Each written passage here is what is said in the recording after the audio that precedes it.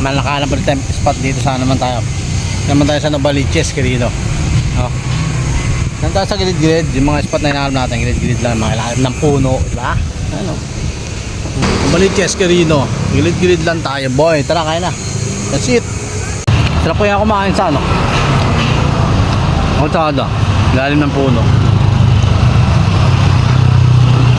Kapipil mo. Kapipil mo yan, nagkabok. Wala eh. Hindi tayo makakain sa store ng ano, kasi may deliver. Sabi ni boss, tundot na lang kain sa labas kung kaya. Siyempre, nagbabaon tayo. Baka na tayo ng spot, mga gilid-gilid lang. Okay din naman. Ako na mahiya ka. Wala, kaya lang, ito na yung trabaho natin. Kaya kain tayo sa ledgi-ledgi lang.